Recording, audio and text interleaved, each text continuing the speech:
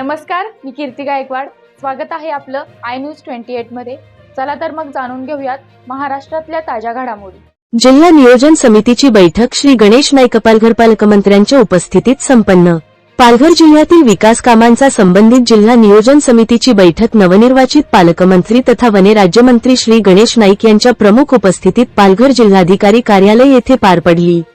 यावेळी पालघर जिल्ह्यातील सर्व आमदार, जिल्हा परिषद अध्यक्ष, जिल्हा परिषद सदस्य उपस्थित होते. आमदारांनी व जिल्हा परिषद सदस्यांनी आपापल्या मतदारसंघातील विकास कामाच्या संदर्भात तसेच समस्या संदर्भात पालकमंत्र्यांची चर्चा केली. या दरम्यान पालघर जिल्ह्यातील सर्व प्रशासकीय कर्मचारी व अधिकाऱ्यांना त्यांच्या संबंधित विषयानुसार, विभागानुसार कामाचा जाब विचारण्यात आला. श्री प्रशांत भामरे जिल्हा नियोजन अधिकारी यांनी कामाच्या संदर्भात विस्तृत माहिती पालकमंत्र्यांनी दिली. पालकमंत्र्यांनी संपूर्ण आढावा समजून घेऊन पूर्ण कामांची माहिती घेऊन पुढील काळामध्ये जास्तीत जास्त विकास कामांची व त्यासाठी लागणारा निधीचे नियोजन करण्यासंदर्भात आश्वासित करण्यात आले. वार्ताहर इंडिया न्यूज 28 साठी रहीम कुरेशीच्या जोडीला प्रणय प्रभाकर पाटील, पालघर जिल्हा ब्युरो चीफची रिपोर्ट. अशी अनेक उदाहरणासहित पत्र दिलं एक्झिक्युटिव्हनं पत्र. त्यांचं मी त्यांना साहेब विनंती केली, काय 5 तारखेला मीटिंग आहे, त्याच्या अगोदर माहिती द्या. तर त्यांनी मला सांगितलं 8 दिवस लागतील, मी 8 दिवसानंतर तुम्हाला माहिती देतो. हा विषय 4-5 दिवसांनी तुम्ही त्याला दिलेल्या पत्राची प्रत मला द्या, मी माझ्या कार्यालयातून ती सगळी माहिती. आणि याच्यात साहेब एक उदाहरण नाही, हे अनेक उदाहरणं आहेत की अशा प्रकारच्या गोष्टी झालेल्या आहेत. आणि साहेब परत सांगतो, हे सगळे एवढं एक ठेकेदार एकही काम पूर्ण करत नाही, परत त्याला टका मिळतो. दुसरी गोष्ट, जो बिलोमध्ये भरतो साहेब, बिलोमध्ये भरल्यानंतर 25% 30% हे लोक बिलोमध्ये भरतात.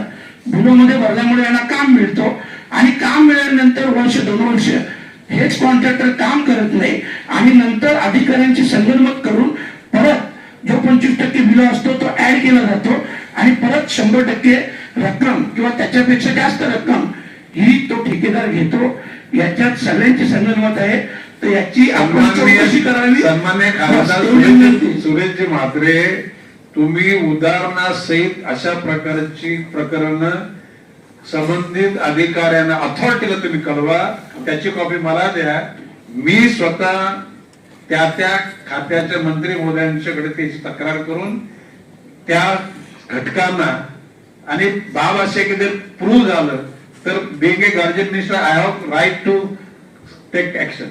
ओके, धन्यवाद. निरंजनजी डावकरे.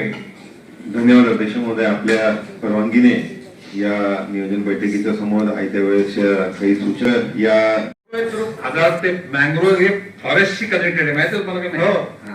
तुम्ही ते फोटो सहित, व्हिडिओ सहित पत्र मला द्यायचं. ओके साहेब, ते शिवळ आहेत त्यांना तुम्ही विचारतो.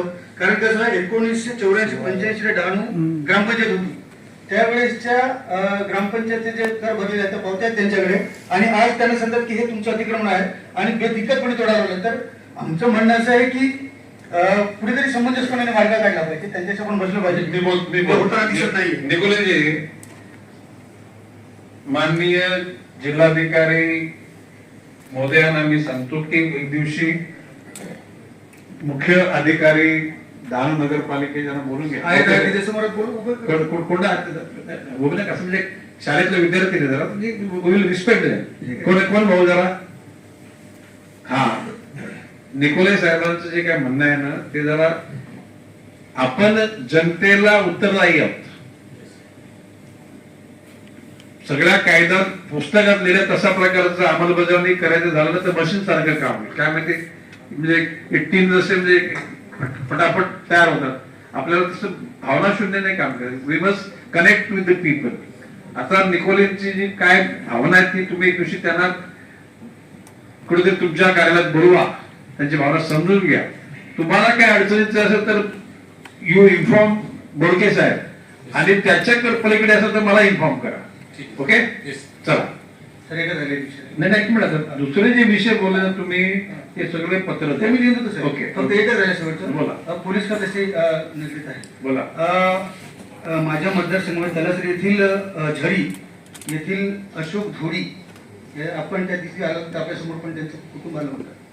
आणि 20 जानेवारीला म्हणजे त्यांचं अपहरण झालं. त्याच्यानंतर 23ला संशयित आरोपी पकडले गेले पाटील साहेब आपण आहात. तर घोलवडमध्ये जो मुख्य आरोपी होता त्याला पकडले गेलं होतं, परंतु तो पोलीसच्या कस्टडीमधून फरार झाला. तर ही एक गंभीर बाब आहे. म्हणजे ऐकून घ्या, फरार झाला म्हणजे त्यांनी स्वतः मी गुन्हेगार आहे त्यांनी सिद्ध करून टाकलं. पळतो कोण? नाही, बरोबर आहे. नाही, ऐकून घ्या ना. म्हणजे आता ऑन द कॉन्ट्री आता फक्त एव्हिडन्स जमा करण्याचं तर बाळासाहेब पाटील करतील. ओके, ऑन द कॉन्ट्री निश्चित त्याने स्वतःच तो पळून गेला मुले मी गुन्हेगार आहे असं त्याने ते एक स्वतः कबूल केल्यासारखं आहे. तर त्या बाबतीमध्ये आता काय पुढच्या गोष्टी आहेत त्या करा. एक मिनिट. बाब अशी आहे की त्याचा दमनवरून दारू आणायचा तिकडे विकायचा आणि त्याची दहशत दादागिरी पूर्वीपासून होती. बरोबर. तर त्याची दादागिरी वाढण्याकरता कोण अधिकारी जबाबदार झाले त्यांना विचारा ना. जर त्याच्या विरुद्ध लोकांनी तक्रार केली असती तर त्याला प्रिव्हेन्शन का नाही केलं हे पण विचारा जरा. माझा मुख्य मुद्दा तोच आहे हा? सर. माझा मुख्य मुद्दा तोच आहे. मी तर तुझ्या वतीने बोलतो भाऊ. तर बाब अशी आहे की भविष्य काळामध्ये अशा प्रवृत्तीचे लोक तयारच होतात, त्याची मानसिकताच बनणार नाही. हे बघा, माणसाच्याकडे ज्याला विनाश्रम जास्त पैसा आला का माणसाची बुद्धी रॉंग डायरेक्शन मध्ये काम करते.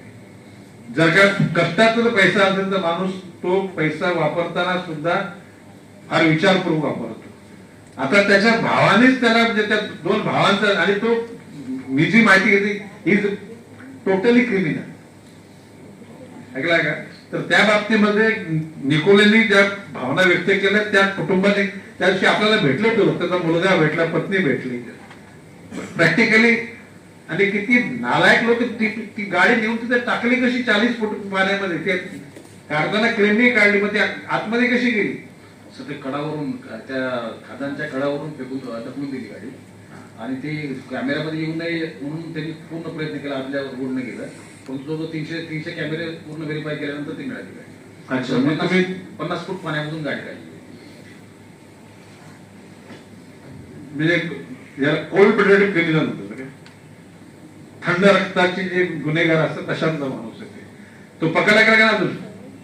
तर त्याचा जोडीदार आज पकडला गेला. आता तो आहे म्हणजे त्या स्टेजवर आहे, शेवटच्या टप्प्यात करा करा करा. ऐकून घ्या आणि असा मेसेज द्या की या जिल्ह्यामध्ये म्हणजे फक्त महाराष्ट्रात कुठेच होता कामा नये की दुष्ट प्रवृत्तीची माणसं त्या ठिकाणी संपन्नता होता कामा नये.